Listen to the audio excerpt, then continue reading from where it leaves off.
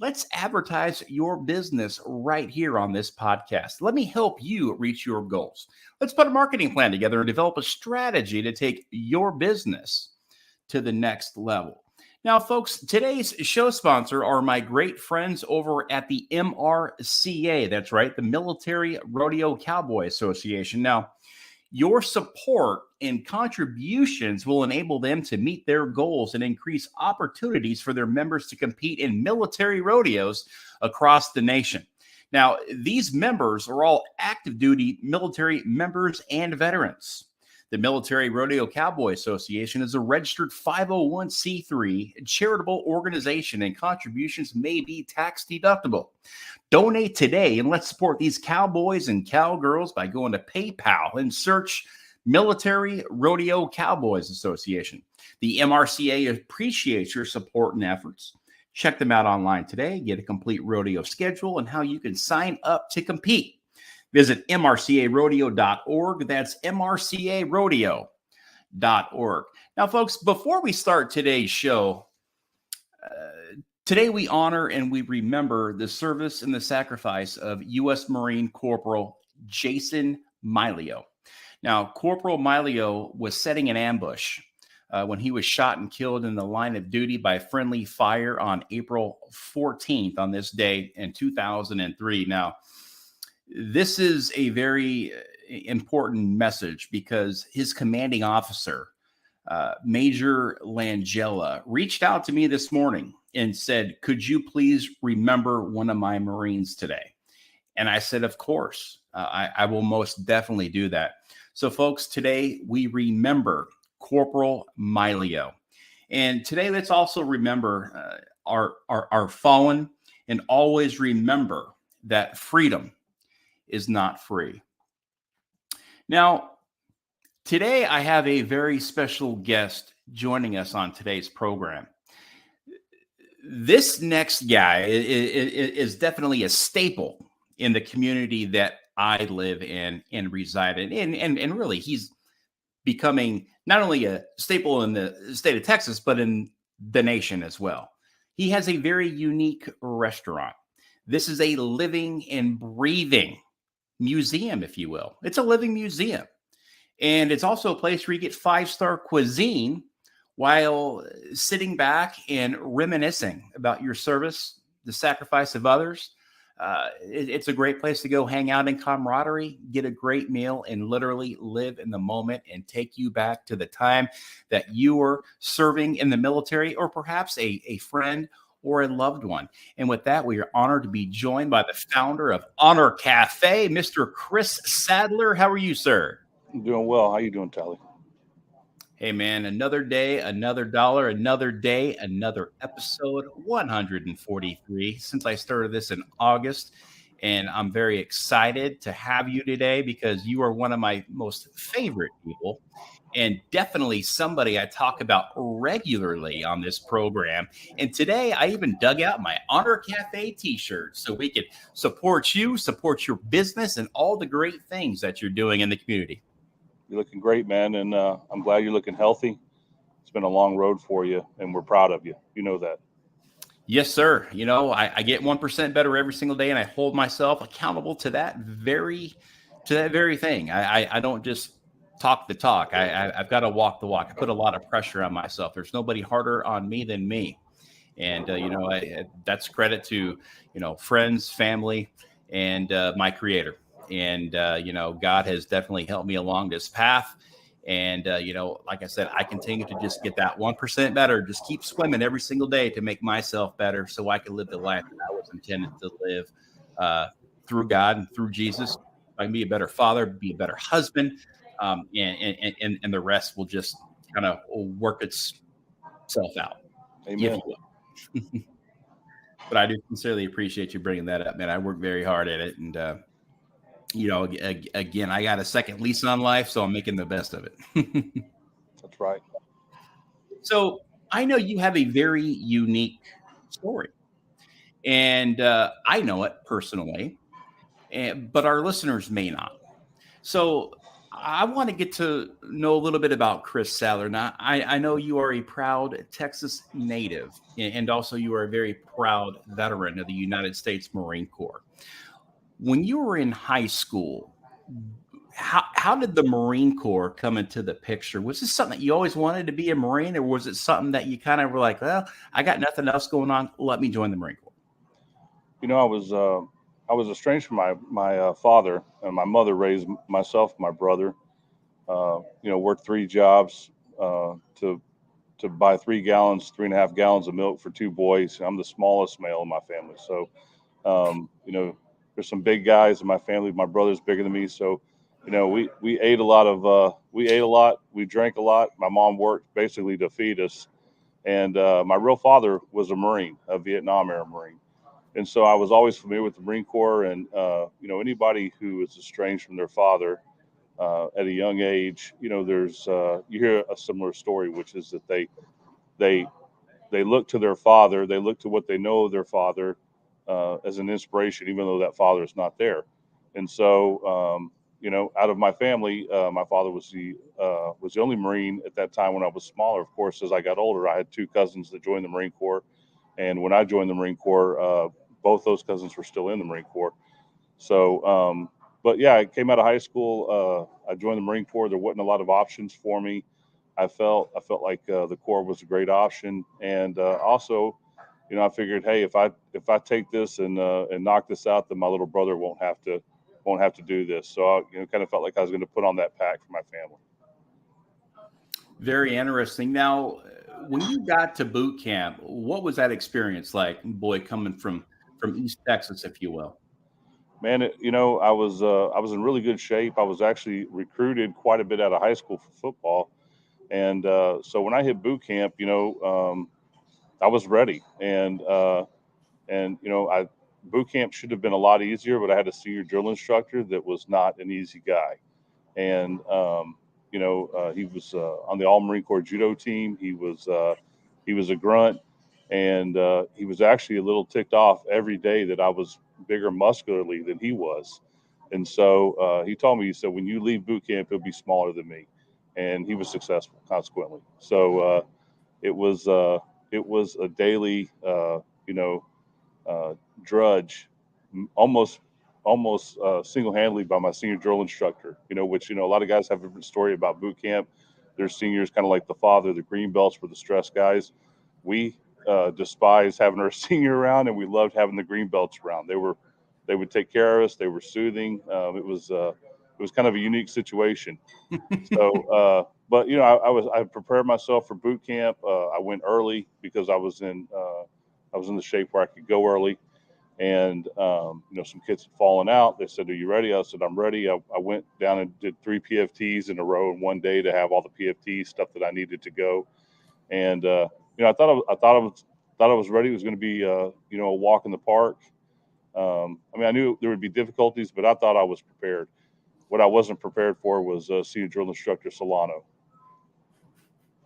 Yeah, he made it a point to thrash you. You had that, deal going to where he said that you're going to leave less muscular than me, and he made that happen. It sounds like you probably got thrashed a ton in the sand and everywhere else he had the opportunity to. And then my family, of course, my cousins, they didn't help because they did all the typical stuff. They sent me vodka and scope bottles, which was caught, of course, and I got in trouble for. They sent me gum in envelopes with just blank paper, and that got caught, and I got in trouble. And when they figured that all that stuff wasn't working, they started sending my mail addressed to General Sadler. And of course, once my senior drill instructor caught that, he's like, "You're a general, huh?" And I was like, "No, sir." I was like, "This is, I didn't have anything to do with this." And he goes, "Well, what you are is the general of my quarterdeck." And so basically, anytime anybody was getting bent, I was there with them because I was the general of the quarterdeck, thanks to my cousins. Man, I love it. Yeah, there's nothing like mail call, right? Everybody, you get all the letters from home, and then people start opening it up, and all you smell is perfume. That's right. That's right. Sealed with a kiss. Now, I've never heard anybody refer to their green belts as soothing. Man, quite the Marine if you can say, yeah, my guys, they were soothing. We had I can remember we had one green belt that was from Montana, and he really stepped in as that father figure since our senior drill instructor was just, I mean, he was incredible.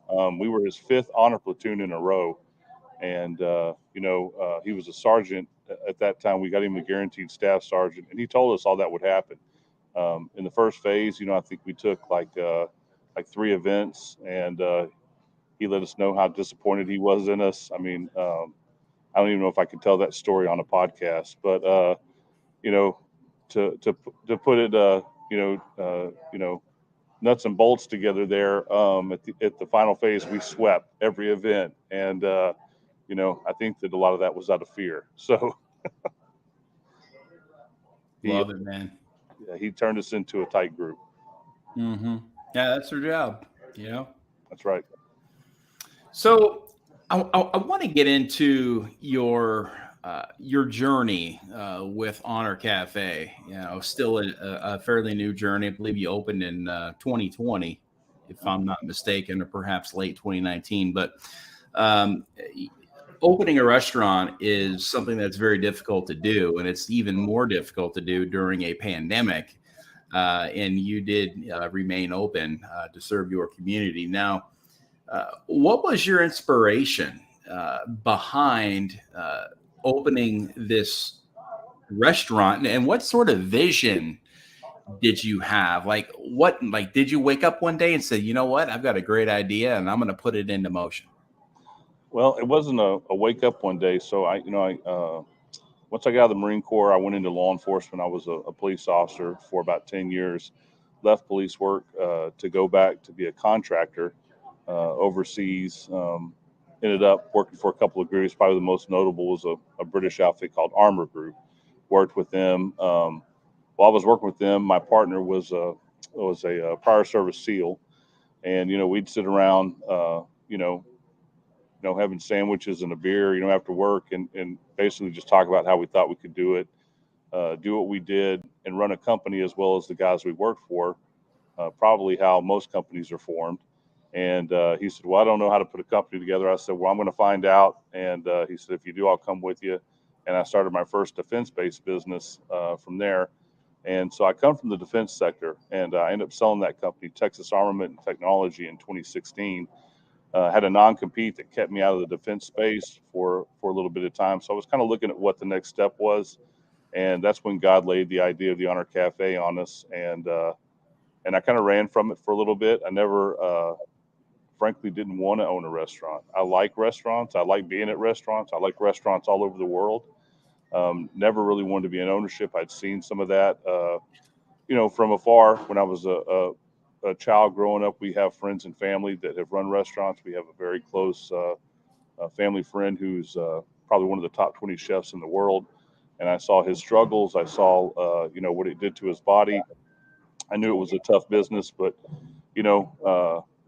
God has a way of putting you in those Jonah situations where, you have to make a decision. Are you going to ride in the whale, or you're going to ride in the boat type deal? And God just kept putting people in my path. Things kept opening up. He did give us this vision, and it was very clear to me what things should look like. I had bought the building and the property where Honor Cafe is now. I'd bought the building earlier and didn't know what I was going to do with it. And it was kind of like, God's like, no, I knew what you're going to do with it before you bought it. And this is what you're going to do. And you're going to build this building that looks, somewhere between a VFW, a hangar, someplace you ate when you were deployed overseas, and an O Club, And so that's what we did. Me and my brother, we demoed the building. We kept 3 brick walls and a slab. We came up from there, and we built what is now, the Honor Cafe, in your office away from your office. Yeah, I love it. And folks, the Honor Cafe is about as unique of a restaurant as you'll ever see, guys. It smells like the old Corps. It smells like the military. There's GP tents in there. There's a library. I mean, this guy's got a library in there. You can check out a book, return it. It's all honor system, of course. The food is 5-star. And everything in this restaurant means something. It's not like, yeah, let's just get a bunch of tables and chairs and let's call it a day. No, this guy has school bus seats, because that signifies when you went to boot camp, you were on a bus, and the tables and the other types of chairs that were found in chow halls in the Marine Corps or in the Army or whatever it may be. He has a chow hall line for parties that he throws, that people can get lined up, and you have somebody serving the food. It's literally like you are reliving your experience of your younger days as a Marine or as a soldier, airman, whatever it may be, a sailor. And this is a place where you can go break bread with like-minded people who love their country, who support law enforcement, who support and love their military and their military veterans. And again, this is so unique that I've never seen any place like it. And when I moved here to Texas back in August of 2020 and 2020, I've kind of grown with this restaurant, and it is my favorite place to go. And again, it's a place where sometimes I'll just go by myself, because I just, want to have a good meal and just kind of sit and just look around. I've been here hundreds of times, literally. And every single time I'm there, I see something new on the wall. I walk around, I look at the pictures of our servicemen and women who are on the wall, who are being remembered, whether they're still here with us or they've passed.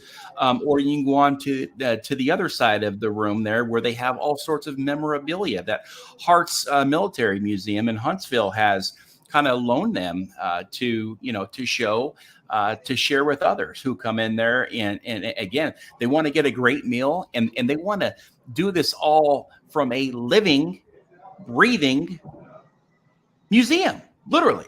And so I want you to touch on that. How did the idea of incorporating all of this real, like say for an example, the school bus seats? I mean, dude, there's not a lot of guys that could draw that one up. Explain that. The catalyst for the restaurant, if I had to pick one particular thing, would be, if you've ever had the honor of being deployed in a forward area, there's an incredible thing that happens when, one, you're safe enough, you're in the time where you're in the rear a little bit, you're safe, and this table gets formed. Somebody throws some cordwood and a piece of sheetrock over a couple of sawhorses, or a stump and a sawhorse, and then you've got some MRE boxes. You've got a couple of broken office chairs. That's the eclecticness that you're talking about of the dining room. And, this table's formed. And then the next incredible thing that happens is love from thousands of miles away shows up in the form of things from boxes that were sent to service members, your teammates. And you've got, minute rice that shows up, and a couple of cans of chili, and some Cholula or some Texas Pete hot sauce shows up. And, a couple of guys throw out some produce from a local patrol, and this meal's made. And it may not be the best tasting meal you've ever had in your life, but the nourishment, the physical, the mental, the spiritual nourishment at that table, the genuineness of that experience is something that is the catalyst of this restaurant. And I wanted people who had never experienced that to be able to come in and feel that. And I think they feel it when they come here. And I wanted guys who had been at that table to come back in and feel like they were part of that table again, because it's kind of a situation that, it's just an incredible situation. And so, with the genuineness of that situation, that's where it comes with what we have on the walls. There's nothing that's, there's no repro stuff on the walls here. My demand is that everything's genuine. And I've even had some guys who've brought some stuff in that I thought was questionable. And I told them, I said, I need some prominence on this, because, I kind of question it. The guy had a picture, and he's got, a bandolier of, linked rounds on. And, I was like, what are those rounds? Oh, those are M16 rounds. And I can see that it's a set of blanks, 308 blanks for an M60. And I'm like, that's not what it is, man. And so you go back and get me some information and bring it back before I put this on the walls here, because, it's my job as the steward to keep this stuff genuine, and not to dishonor the incredible stories that are already on our walls, that are already, everywhere in this restaurant. And, that's it's really between remembering those stories and then taking care of those stories. That's some of the biggest part of my job. And so my demand is that everything is genuine. And you've already said, when I was planning to put this place together, I went up to Hart's Veterans Museum, which is an incredible situation. And I told them, I said, look, I've got a lot of stuff, and but I need real stuff. And I said, can you guys help me? Can I buy some things? And they said, well, we couldn't sell you anything, but what we can do is, we have containers outside of the museum of stuff that families have given us that won't ever make it into the museum. And I said, well, we'd love to be another platform. So, Arts brings selected things down here, and then they'll rotate those things out. As you said, things are constantly changing here. We're taking our stuff off the walls, and now we have our customers are bringing stuff, and we're putting, their stuff on the walls. And it's incredible stuff. It's stuff that, frankly, it's mind blowing that this stuff walks into Conroe, Texas. You never know from day to day who or what's going to be here. And for me, I'm a huge history geek, especially military history, and just the people that walk through the doors, the caliber of people that walk through the doors, it's incredible. I mean, I looked up one day and I was doing some paperwork, and I see a guy standing up there at the hostess station, getting ready to get seated. And I look up and I'm like, the first thing I see is the Medal of Honor Association emblem on his. He had a vest on, and then I look at his face and I'm like, I was like, my Lord, that's Mike Thornton, Vietnam era Navy SEAL, Medal of Honor winner, and so the staff seated him. I let him get his drink and calm down over there, and I went over and just stuck out my hand and said, Mr. Thornton, I'd like to shake your hand and thank you for what you've done for our country. And he said, you know who I am? I said, I know exactly who you are. Ended up, I had a Medal of Honor book in my office. I asked if I could bring it out. He's got a whole page in there, and I said, would you sign the book for me? He was like, of course. And, later on in his meal, he called me back over. He said, hey, he said, I really like this place, and people told me about it. He'd come down from Dallas to see it. And he said, if I brought some stuff, would you think you'd put it on the wall? And I said, Mr. Thornton, if you sign a cocktail napkin, we're putting it on the wall. Mm-hmm. And, a couple of weeks later, he showed back up and brought us an incredible picture painted by another Navy SEAL of him actually during the operation where he won the Medal of Honor. And just incredible stuff. I mean, you just never know who's going to show up or the, what someone will walk in with. I had a lady here just a few months ago that walked in, and all I could see was the back of a wooden plaque, and she was carrying it, looked kind of heavy. She handed it to me. She goes, my husband passed away and I'm downsized. And she goes, do you think you'd want this? And I turned it around, and it's really just a chunk of steel on this plaque. And I was like, well, do you know the story behind this? She goes, yeah. She says, I do. She said, my husband was the flight boss on the deck of the USS Blue Ridge the day they were evacuating Saigon. And she said they were fueling the helicopters just enough to get them back to Saigon and bring as many people as they could. And if you remember that iconic black and white, TV video where they're pushing the helicopters and the planes off the deck so they can fit more people on the Blue Ridge, he was the flight boss of that. Well, this was a Huey that was coming back in that had run out of fuel, and it crashed on the deck. And when it crashed, this piece of steel comes off and almost strikes him in the head. He had to dive out of the way. And of course, in typical military fashion, his boys dug it out of the deck and they put it on a plaque, to hang in his office. And so, this thing was on the deck of the Blue Ridge the day they evacuated Saigon, walks into Conroe, Texas, in 2021. Incredible. Amazing. Just as a token, it's a token to his second chance. Absolutely. Yeah, and folks, and like I was saying, everything inside Honor Cafe has a purpose. Everything has a story behind it, a rich history that will display the service and the sacrifice, of law enforcement, of veterans, military alike. Now, like you had said, you never know who's going to walk in there. You got, everyday people like me that walk in there. You've got Medal of Honor folks. You got people that just walk in that maybe wanting to remember their loved ones, and they go to a place to, as a memoriam, if you will, and to kind of live that military veteran life again amongst like-minded individuals. And again, you never know who is going to walk through. And the reason why is because you have quickly become one of the most talked about military and veteran restaurants in America. You've been on a lot of podcasts, you've been on a lot of news stories because of the uniqueness of what you built through the vision that God put on your heart. Now, folks, if you are in the greater Houston area, this restaurant is located right in downtown Conroe, right in the heart of downtown Conroe. They can be found at 103 North Thompson Street. That's 103 North Thompson Street. Now, Chris, I want to talk a little bit about uh, what may be coming down down through the pike on what the vision from here on out looks like. Do you have any plans in the works for Honor Cafe? Well, we've been helping a lot of veterans. We feed a lot of senior veterans from here. That was one of our early missions. Unfortunately, I'm not a rocket scientist. I'm a Marine. It took me a couple of months to figure out, but we'd have, you know, older veterans on, coming in here, and then I'd notice, hey, there's weeks where these guys only drink coffee. They don't eat anymore, and then I'm like, oh, that's the end of the month.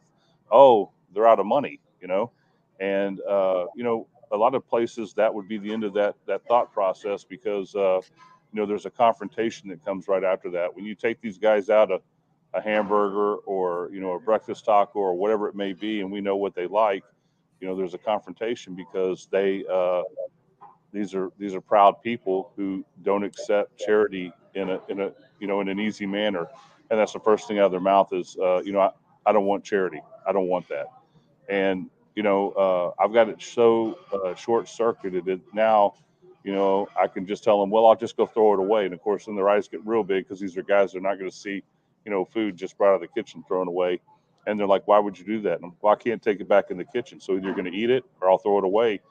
And they'll eat it. And we've been able to minister to senior veterans that are on very fixed incomes, by getting them a meal, when they need it. Of course, they'll come back the next month, when they have money in their accounts and they try to pay for the meals. And, then there's another fight where I tell them, we're not even able to do that. Our POS doesn't remember that, you were given a meal. And so as this story unfolded, some of our patrons saw what we were doing, and they said we wanted to help. So I took like a gift card and I wrote vet card on it, and some patrons will put money from time to time on the gift card, which really helps it out because otherwise the Sadler family pays that tab.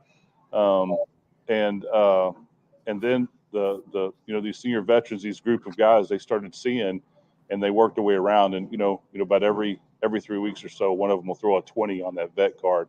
And then my staff came back, and said, hey, should we not take this money? And that's when I had to tell them, no, you have to take that money. You've got to let these guys be in the fight, or we'll never see these guys again. They'll walk out of these doors. They won't come back because, these are guys that, they're not ever going to talk to Meals on Wheels. They're not going to talk to the Montgomery County Food Bank because they worked and gave their whole life to this country. And now they sit here and they feel, lucky to be able to live out their senior years in this country. Now that's their mentality, and they're not going to ask for things. So that's part of our job and has been for a while. And now, to tell you the truth, it's shifting into a situation that we're putting a focus on veteran suicide. And why is because it's a travesty what's happening in this country. We've seen new numbers come out, where they're saying that we're losing veterans somewhere in the mid 50s a day now. Just 2 years ago, it was 22 a day. Now they're somewhere in the mid 50s. And, there's money thrown at everything in this country except for what I consider one of the biggest things, one of the biggest problems that we're facing, as a community in the United States, which is the loss of our veterans. And, so I've been talking with people over the last couple of weeks to find out how we can centralize a voice. And I'm not saying that people aren't doing good things, because Brian, that there's a lot of people out there. There's a lot of groups, nonprofits out there, but when I mentioned some of their names, people were like, I've never heard of them. I've never heard of them. Now those groups are doing great things in their area, but how do we, as a community, as a coast to coast community, how do we put out that voice? And I liken it to, Brian, you've been in Texas for a few years now, and I'm sure that you drove, east across the Louisiana border. Mm-hmm. And, what I would ask you is if you had a gambling problem, how many billboards do you pass with 800 numbers that you can call if you've got a gambling problem and you need to get help actually before you get to Louisiana, which is where the gambling is? I mean, you pass a plethora of, billboard signs on the roadway that can help you either going into Louisiana or coming back out into Texas. On both sides of I-10, there's all this help for you. How many veteran suicide billboards have you seen with a number that says, I'm here right now. What do you need? What can I do for you? Someone's going to answer the phone right now. Don't do what you're planning on doing. Mm-hmm. Do you see what I'm saying? I mean, we have all these situations that we're throwing money at.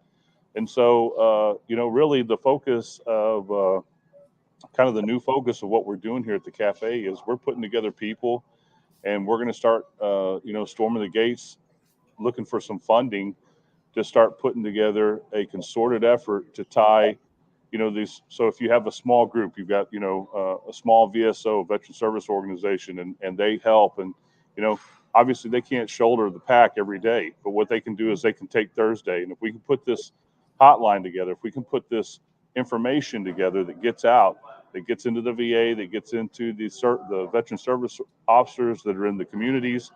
And, you've got this group that does Thursdays. You've got this group that does Wednesdays, where we man that phone 24 hours and warriors can help warriors. And there's somebody that when you pick up that phone and you call, someone is going to be on the other side of the phone that understands where you're calling from, that has been, in a situation that you're going to be trying to get away from.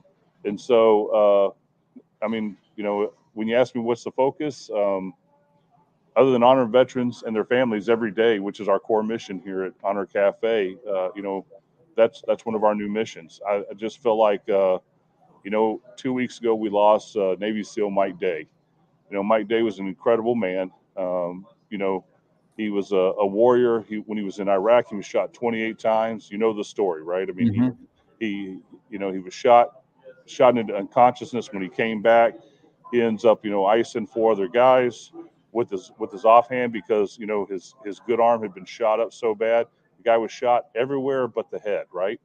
And ends up getting up and walking himself to the evac helicopter.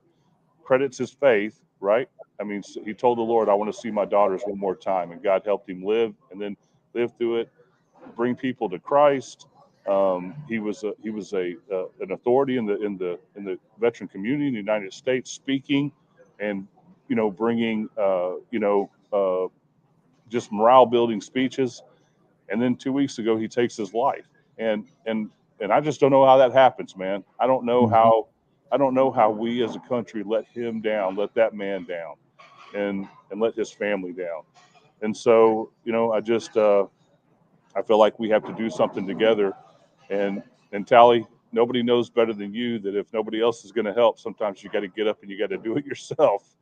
And and you're a role model for us. And so that's kind of that's one of the new focuses coming out of Honor Cafe is we've got to do something about veteran suicide. Something has to be done coast to coast, where there's there won't be any doubt that there's people there that care about you. We can't leave a question out there. We can't let somebody crawl into a drug and alcohol hole and isolate themselves and to the point where they decide this is the best route for me is to take my life. If that's happening, then obviously our voice saying that we're there for you is not big enough. It needs to be bigger. And so that's our next goal, man. That's our next mission, is to get that done. Sure. And, like you were mentioning Mike Day. I mean, that's somebody I've had several conversations with when I was pushing the tally bill. He even helped with a little bit of influence with some members of Congress for me. Great guy. I could still see his Facebook profile of him in a golf cart holding a frog. uh, just a genuine guy, and he's taking all these bullets for our country, and the one that took him out was his own, self-inflicted. And like you said, we have let him down as a country. And one of those reasons is, look, the VA is not all bad. There's a lot of good, but there's also a lot of areas of improvement. The one thing that I have an issue with is several years ago, I want to say it was about 2 years ago or so, it was found that the VA had set asides for hundreds of millions of dollars for veteran suicide awareness that went unused. It further went to bonuses and all this other stuff, but it did not get used for veteran suicide awareness. And when that hit me, and when that hit the news wire, that right there, I had a great problem with, because we could be doing so much more. We send billions overseas, but yet we can't take care of those who keep that Liberty bell here at home ringing. And the veteran community and the military community deserves more. We're not asking for anything, um, you know, more than what we rate, right? Just some good care, some good community involvement, and just, of course, be there. But, a lot of times you can't rely on the federal government to do that for you. That's where guys like you come in, and all these 501c3s and these nonprofits that are doing great things within the community are trying to save those warriors in need. Now, what do you think the underlying cause of veteran suicide is, Chris? Well, I think that you've got a situation where one, you're part of such a great situation, or organization. This band of brothers and sisters. There's such an incredible camaraderie in the military. I remember when I got out of the military, I joined law enforcement, and I was telling my wife this not long ago. I spent about 10 years in police work, being pretty, uh, just underwhelmed. I was just, so disappointed in a lot of things. And, you know, um, the problem was I was looking for that camaraderie that I had in the Marine Corps, got out into law enforcement, and it just wasn't there. That camaraderie wasn't there. The work was there, worked hard, arrested about 70 people a month, was my average. I mean, I did a lot of work, a lot of good work. Um, just didn't find the camaraderie, and it was disappointing to me. And I was talking to my wife the other day, and I said, now I'm 50 years old now. I said, I never realized that some of those guys weren't able to give me what I needed. They weren't the right guys. I was looking to the wrong group to give me that camaraderie when they just didn't know how. These, some of them didn't have the back experience that I had, that I was coming out of the Marine Corps. And, the guys that I hung on to from that time of my life are veterans. My partner, the guy that ended up being my partner, was a Navy veteran, and he's my brother at this point. He's retired from police work. I got him to move up here by us. I mean, our families are very close. It's, and so you have these VSOs like Mission Continues, which puts veterans, when they come out, ties them into a group of veterans, like-minded veterans in their area. I think that if you ask me what the underlying is, I think that it's just isolation. It's just it's being alone, and that will turn into complaining, and then that will turn into aggression, and turn into all these other things that makes even people's family, try to kind of back off from you. I mean, your story, your incredible story. I mean, your wife, is one of the most incredible people that anyone can know, that stuck with you even in those times where you were hurt, you were damaged physically, you were damaged mentally, you were ready to give up on things. And that probably didn't make you a great guy to hang out with at that time, but your wife was like, no, we're staying with this guy. This is my guy. And I think the veterans get in a situation where they get out here. I mean, you look at look at the world that we live in, the woke world that doesn't think the way that we think on many, many levels. They get into a job where they're working with guys that don't have the mindset they have. And so basically you sit in silence, or you don't, you can't share the way you and I are sharing even right now, right? We're sharing with each other. We're talking openly. We're talking about our passions about Christ, about the veteran community. Think of if, we worked in different situations where we couldn't voice that because we'd be ridiculed, or we would be, made fun of, or we would be ostracized or looked at differently, or, oh my gosh, this guy's a veteran. Never, we don't know if he's going to show up with a gun and kill everybody. I mean, that's what these guys are going through. I think the underlying problem is lack of that resource of camaraderie when people separate from the military. I think that we need to do a better job of staying with people when they come out. I mean, how many times have you seen it where recently separated people showed up at the Honor Cafe and were like, "Hey, man, welcome. We got a veteran group that meets every third Tuesday. You need to get hooked up with that.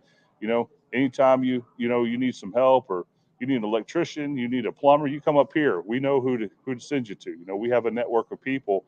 And that's comforting to people. When you talk about that comfort, that's part of it. And, what I'm talking about is community. It used to happen organically. Communities took care of each other, right? I mean, it wasn't about what the government could do for me. It wasn't about what the church could do for me. And I think as a country, we have to get back to that way of living where community helps each other. And, I don't know that there's a better group to start that drive than the veteran community, because we know how to take care of each other. We know how to look out for each other. We know how to be there for each other. So we are the natural model to bring that back to the United States, as far as I'm concerned. Yeah, absolutely. You said that very well. We police and help each other. We police our own. Right. Whether it's good or it's bad, or sometimes you may not want to hear it. But, it is something that the veteran community is very tight on, like you had mentioned. Now, you are, again, I've used the word unique several times with you when I explain not only the Honor Cafe, but with Chris Sadler. Now, you are a hands-on owner, folks. Anytime you walk into Honor, he's like Mattress Mac. Mattress Mac is behind the counter of gallery furniture every single day. You walk in, you're going to see Mattress Mac. He'll be there and say, "Hey, how you doing? Welcome to Gallery Furniture. How can I help you?" With that service and a smile. That's kind of like what you're going to get from Chris Sadler. He is in-house every single day. He sees everything that is going on. He is 100% engaged in what's going on. Now, he's not micromanaging. He's walking around. He's greeting people. He's eating people. He's welcoming people. He's sharing his stories, and he's listening to people. Now, with all of your experience in everything that you do every single day at Honor Cafe, it has become an extension of your life. Literally, it is your life. And I know it's very rare that you have a day off, but really, I don't know if it's really working when you're there and doing what you're doing, because you're there serving a higher power. And that's the uniqueness there, is that you help so many people that you may not even realize what you have done by just maybe sharing a dessert, or maybe giving that one veteran a free cheeseburger because it's the end of the month and he's out of money. Now, because of your hands-on experience in all of the things you see in there, are you fairly good at perhaps recognizing veterans who are at risk of suicide, or maybe going through some hard times? Oh, absolutely. And we've had plenty of folks that have walked through here, since we've been open, like you said, almost 3 years now. I mean, we've had people that come in, and you see it right off the bat. I mean, I remember we had a guy that came in, and I looked at him. He had, his eyes were sunken in. He looked like, about 3 weeks of bad weather. I'm walking up to him and I said, "What's the problem?" He said, "I haven't eaten in 3 days." And I said, "Well," I said, "we can solve that right this second." I said, "and then we'll start working on the other stuff." And, this guy he was in a bad place. He was having some issues with PTSD. He had pushed his wife away. His wife and his child had left their home and moved back in with her parents, and separated because he was angry and because he wasn't handling things well. And he ended up walking in here not knowing why. And, we put some food in front of him. We got him to start eating. And, I called over and got a counselor from Tri-County to come over. I got him hooked up with Mighty Oaks, and got him into a Mighty Oaks program.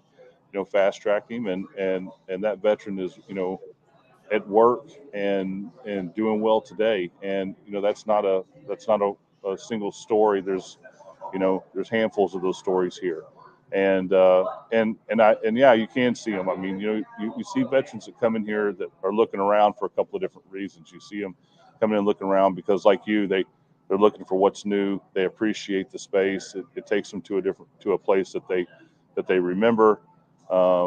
You see those guys. You see guys coming in like a lot of Vietnam veterans that come in and look around like, are these people for real? Can we trust them? And of course, that comes from their experience. And sometimes it takes 2 or 3 trips for them to trust us. And then, of course, then we can't get rid of those guys. They're like mold. They stick around, and we love that. We love those guys. And then you've got the veteran that comes in. They're starry-eyed. They're looking around, and I can tell right away they're not here to look at stuff on the walls. They're not here because they don't trust us. They're here because they don't know what else to do.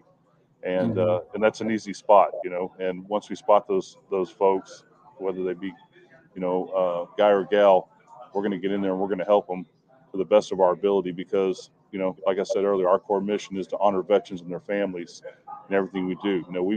You talked about the food. The food's great here at Honor Cafe, but it's not our core mission. The food's great because it has to be to honor veterans and their families. If I'm going to honor veterans and their families every day, how am I going to honor them and not serve them a tremendous meal?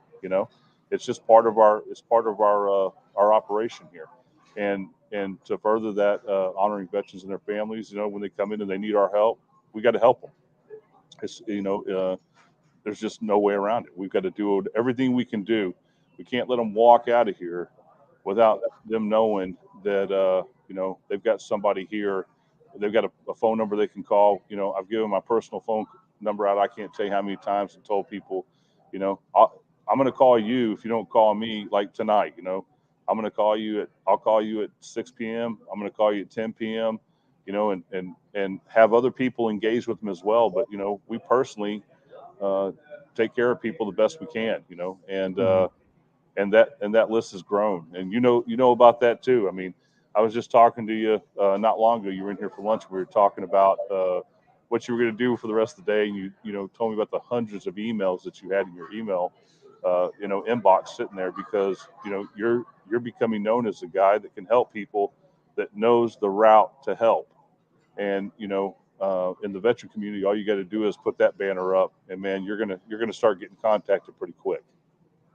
Yeah, absolutely. Unfortunately, I've became the name and the face of VA reform and VA policy, and I say unfortunately because of everything I had to go through. But now I get to give back to those vulnerable and at-risk veterans who are struggling mightily because they can't get the help and the resources that they need in a timely manner from the VA. So they're as more or less as somebody, as a friend, somebody to listen, somebody to take in their issues and live it and breathe it and digest it and be able to give them some good advice, or counsel. And I don't mean legal counsel. I mean godly counsel, like God says, right? Be available.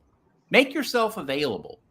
Make yourself vulnerable to those in need, because again, you never know what that turning point may be in somebody's life. It may just be getting up out of your comfort zone and leaving that anxiety, depressed, riddled state where you are self-isolating and going to Honor Cafe for lunch. That could be a turning point in someone's life, but we never know until we get up and we try and we do something different.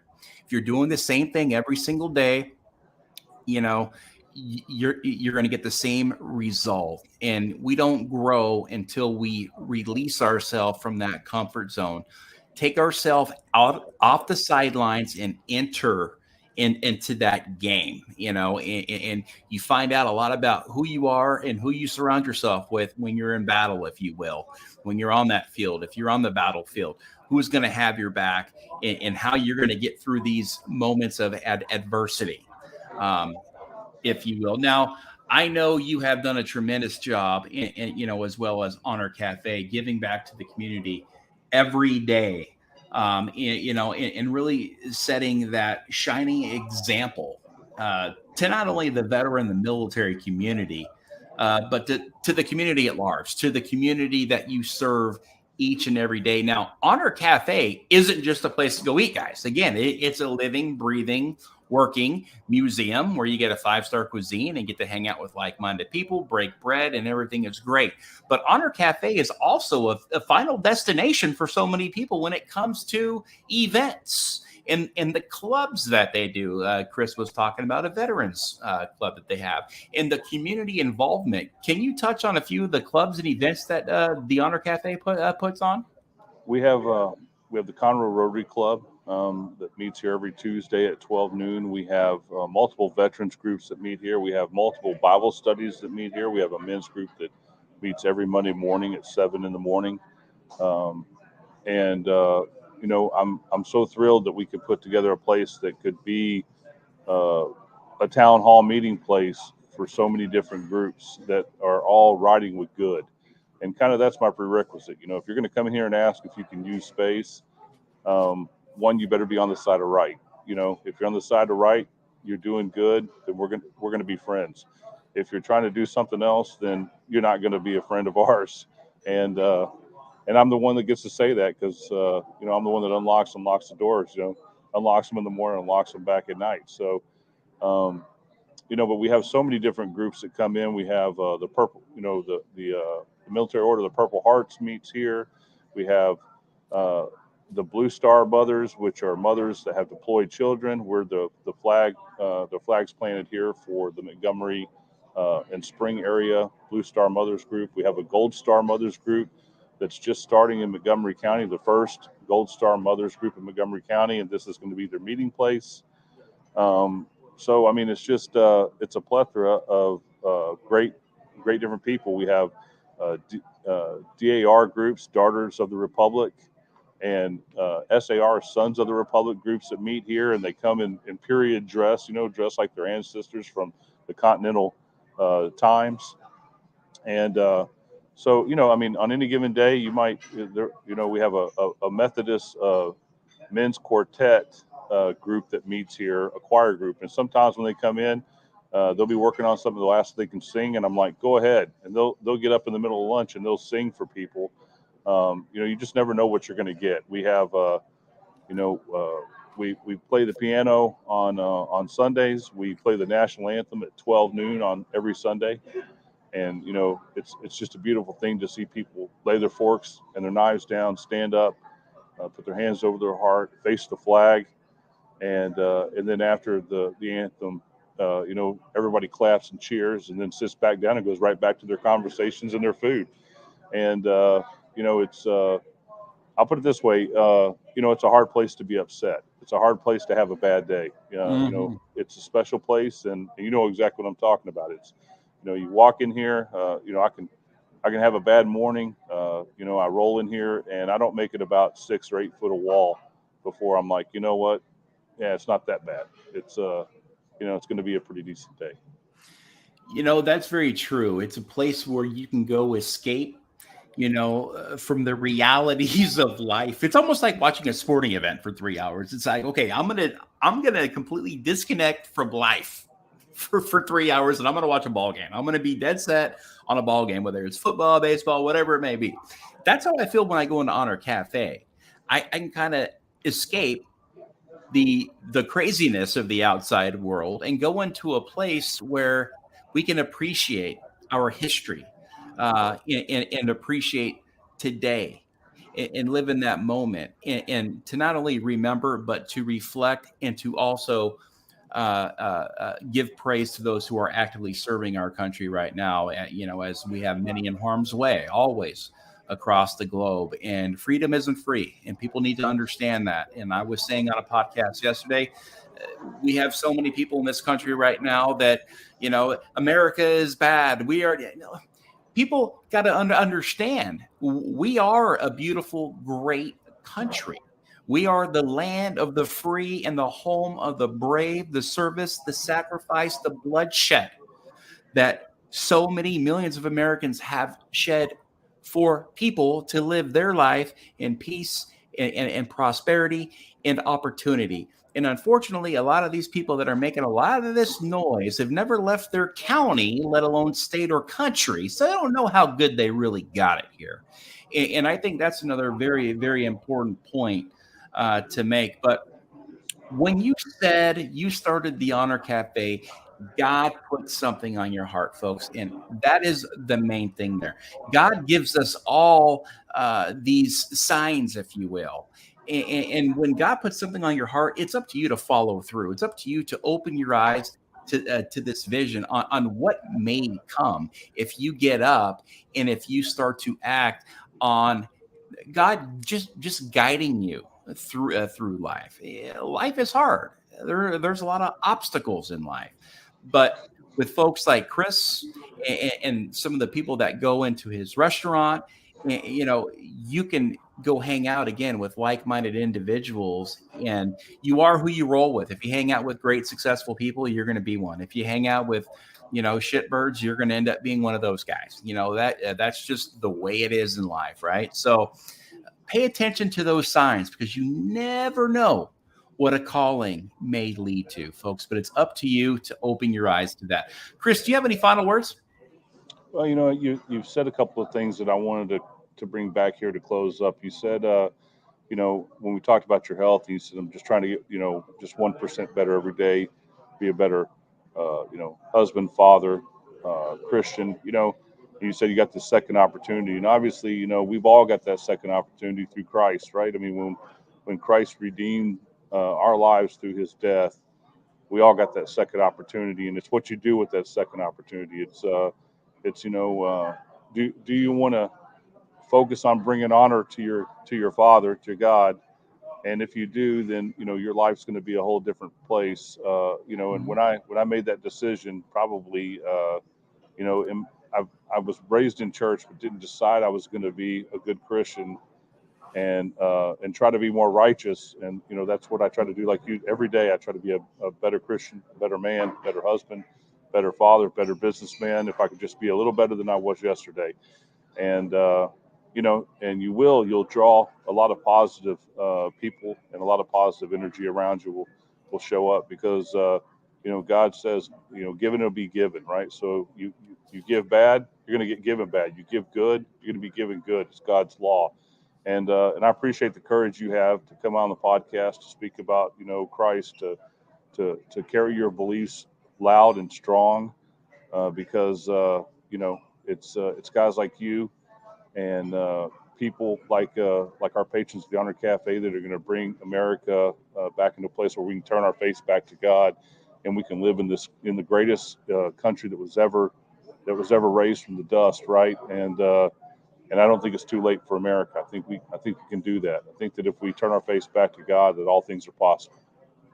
Yeah, absolutely. And folks, another thing you need to understand is that each veteran in this country, at some point in their life, has written a blank check payable to the United States of America for an amount up to and including their life. And I want to finish on this. A veteran, America's citizen, united by a common purpose, serving their country in military service and united by common values, duty, honor, economy, courage, and above all, responsibility for oneself.